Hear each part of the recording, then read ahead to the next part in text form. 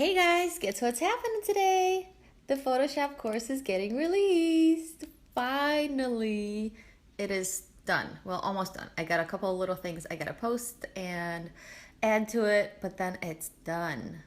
So I'm just gonna grab my coffee and head over to the computer, and I'm gonna walk you through the course, the website where it's hosted, so you guys can see like what it's all about and why you actually need Photoshop.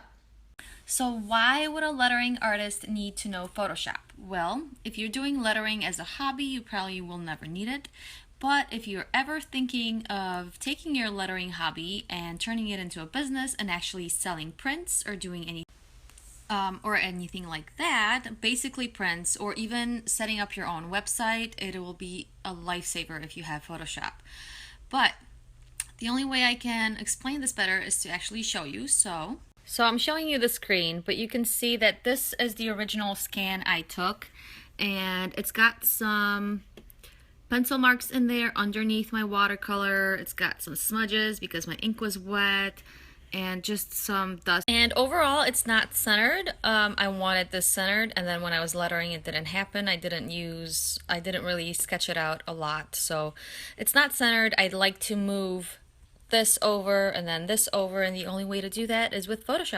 And if you want to sell multiple prints of the same item and you don't want to keep lettering this over and over again, getting a different result every time, you need to learn how to digitize your art, make it into a PDF file, PSD file, whatever, and print it out over and over. So take a look at these two. The one on the right here is the original scan. You can't see all the dust and scratches and the nastiness in there because you're far away.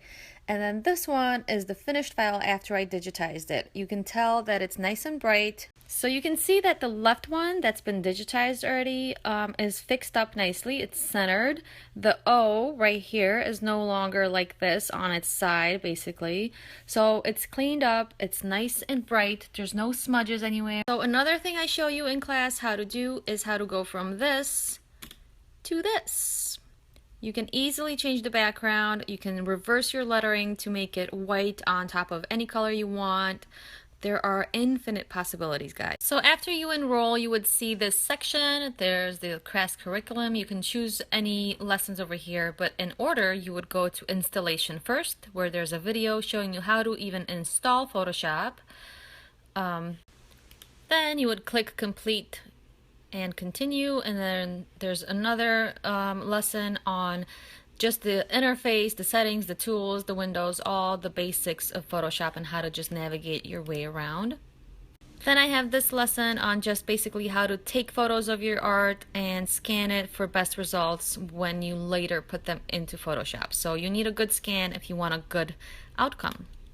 The next one is showing you how to clean up the background, all the paper texture, all the dust and scratches and smudges and all that kind of stuff. I show you how to get rid of all that so your white paper is actually white. And the next lesson, I show you how to get rid of all of these pencil marks that are underneath my watercolor right here that are very hard to erase.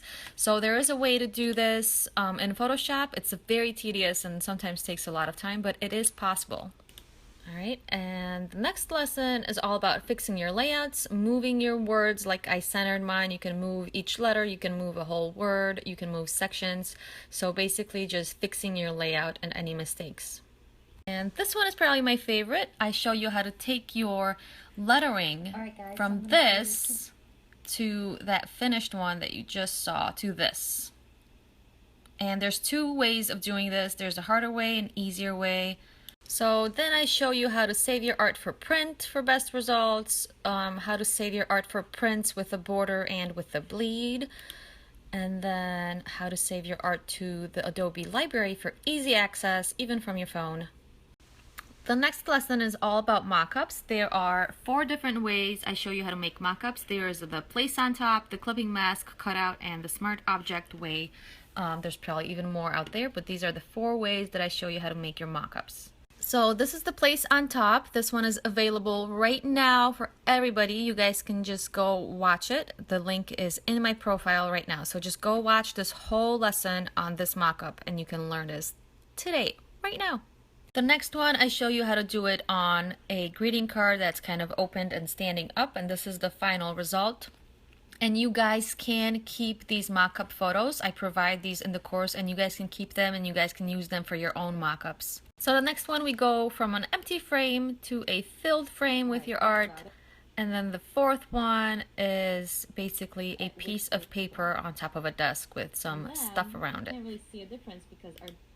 In the next lesson, I just show you how to go from this white art to this reversed purple art, and you can change all kinds of colors, so you don't have to stick with this. You can do black, you can do pink letters, all different ways. Then I just walk you through the differences between linked and embedded files when you're placing other files into your document, and then I go over this Liquify filter, which is awesome.